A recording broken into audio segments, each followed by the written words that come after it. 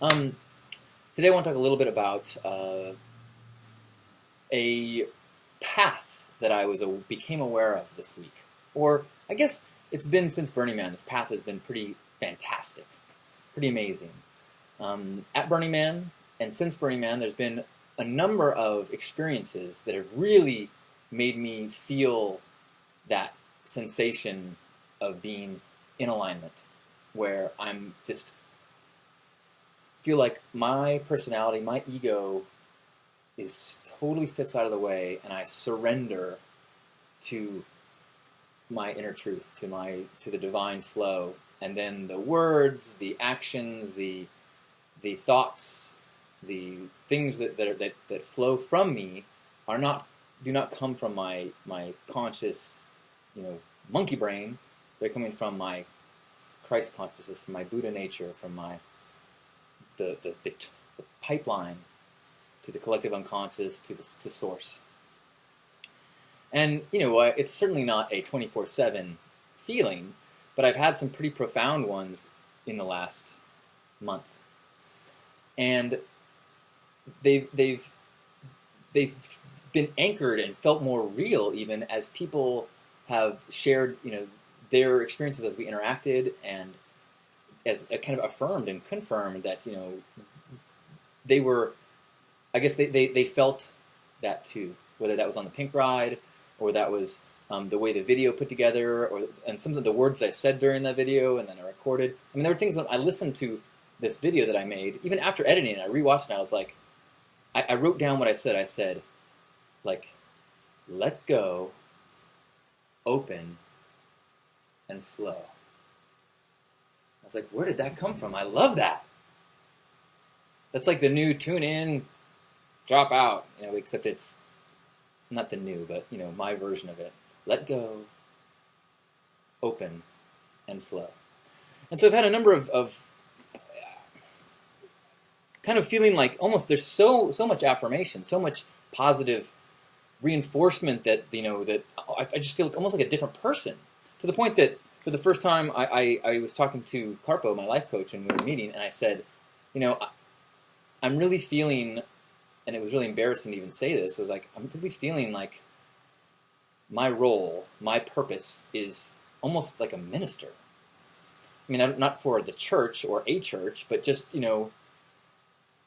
helping or of service to source, and sharing thoughts, ideas, readings, other teachings, whatever, and using my skills or my talents, whether they are, I think I'm pretty good at verbally putting things together. I'm comfortable looking into a camera and speaking like this to you right now.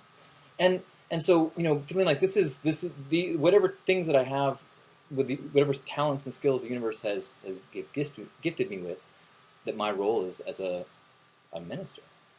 And he said, he was like, oh yeah, that's how I see you. And I was like, but that's a very scary thing for me to own.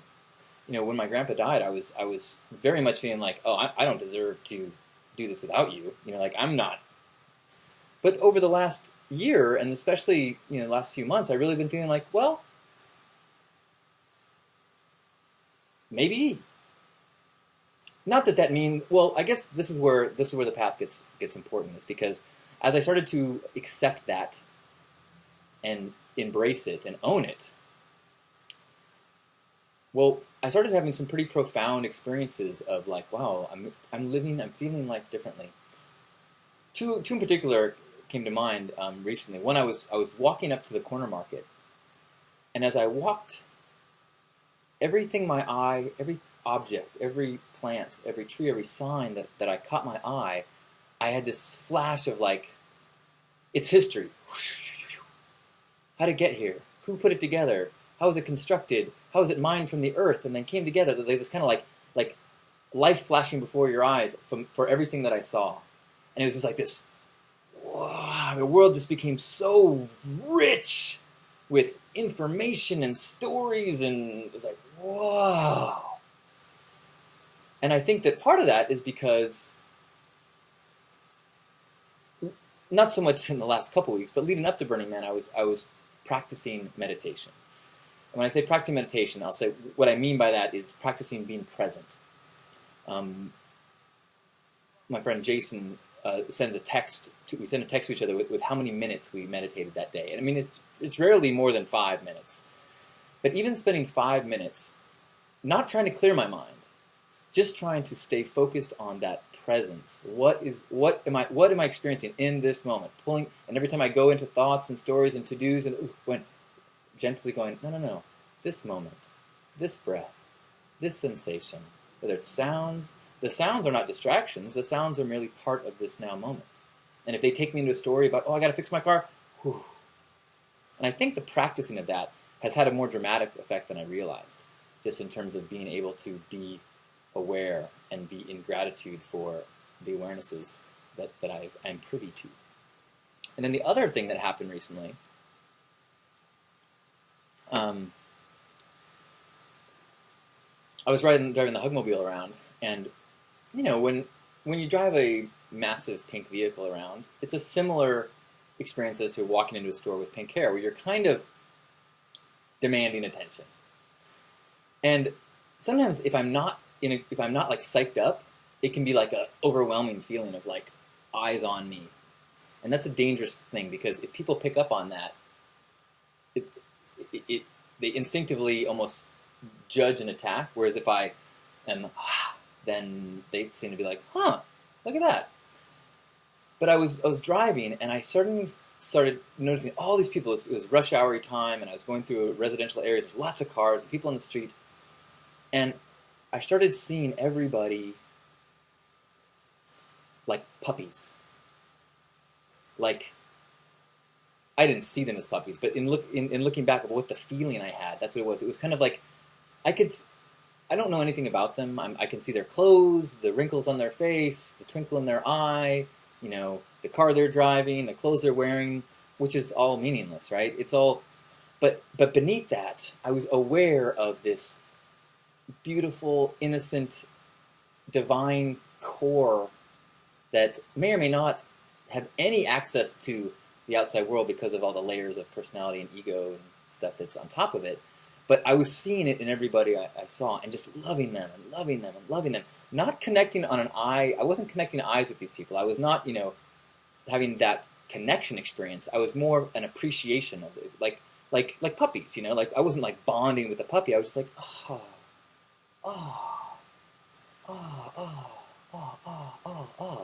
And so these two experiences, combined with all this positive reinforcement, which is a double-edged sword, because it is affirming, but it also sometimes skews my thoughts to feeling like I'm all evolved and shit, In fact, I wrote, I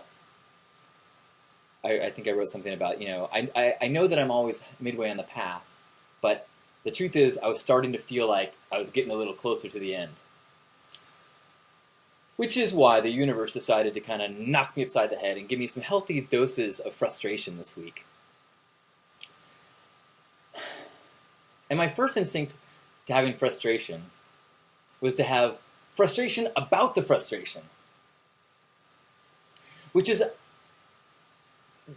That is such a mind tweak. That's when your thoughts, it's not just your thoughts that make you upset, you start thinking about your thoughts, and then those make you upset. Like when you get down and yourself, oh man, I'm in a funk. Why can't I just stay positive? It's like, oh man, that's like 3 levels of self-criticism and self-attack.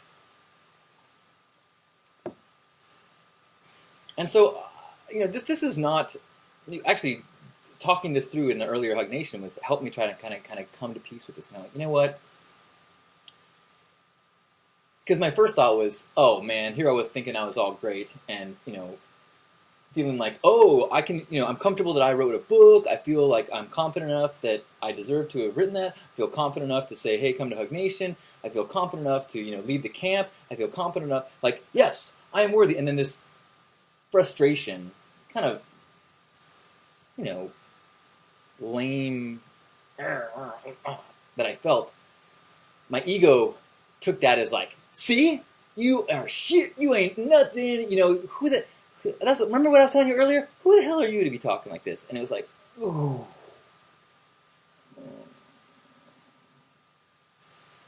And I think that was a healthy thing to happen. Now, looking at it. Because one, of course, I know intellectually there's always going to be dips. There's always going to be frustrations. There's always going to be humanness in me. I am not on the path to being the Buddha. I have come to accept that. I am not on the path to being totally enlightened and at one with the universe. I am on the path to be getting more and more grounded, less and less ruled by ego. And that's like a n half. What's that? There's like as n approaches infinity. Halfway to the destination. If you always go halfway to the destination, you never get there. You always get closer, but you never get there. And I think that is, this experience was kind of one of those reminders. Look, you can make a huge jump, but you never get there. What I learned through this experience is coming back is, oh, can I make this, stumbling a learning experience, first of all? Can I figure out, oh, I've been here before, And then more importantly, I think, is, well, equally as importantly, what can I learn from this? What am I now aware of in myself and my patterns? And two, how can I return to being centered and grounded as quick as possible? I mean, sure, I experience what I need to experience, but if I'm off track and I'm living in ego thought and with spiraling, how can I not spiral? Can I just stumble, get my grounding, and come back?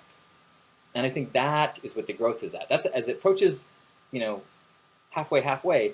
It's not that I don't stumble, or we don't stumble. It's that we get right back up, dust ourselves off, and gently guide ourselves back to a place of peace, without being angry at ourselves, without letting the ego go, see, you're a loser, or whatever our demons on our shoulders like to say to us. I'm fond of telling the story of these seashells that I used to collect on the beach, and how at first all I could find was these broken ones, and I was frustrated because I couldn't find the perfect ones, until I realized that these were perfect. They were battered and broken, and because of the dynamics of the shell, they ended up breaking in these forms of almost like they like made into jewelry. They had these rings, these shell rings.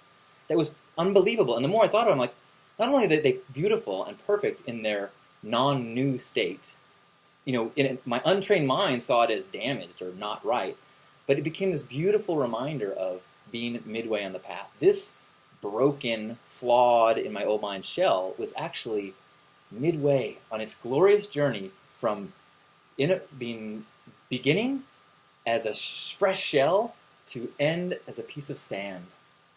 And this beautiful, incredible thing is like flowers in a field. Not broken shells, perfect shells. Let me see if I can find one.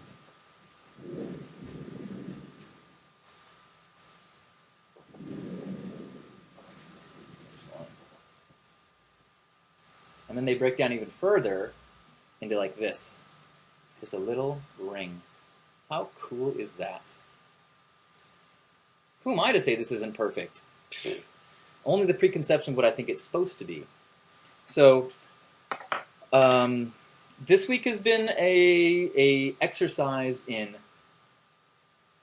acceptance, self-acceptance, and an acknowledgement. And I think I felt kind of good about making it be public, because there are people that give me this praise. That's what I'm getting, all this praise, and it started to make my, yeah, I've got it all figured out. Nah, we're all midway on the path. And even so, when any of us feels like we're stumbling, know that we are all in the process of stumbling and realigning, kind of like being present, gently come back. Stumble, gently come back. And truthfully, knowing that there is this community of people that have made the choice to use Hug Nation as a tool to come back, I certainly do. That is so strengthening and so grounding. And so, as I gently guide myself back into peace, I say, thank you.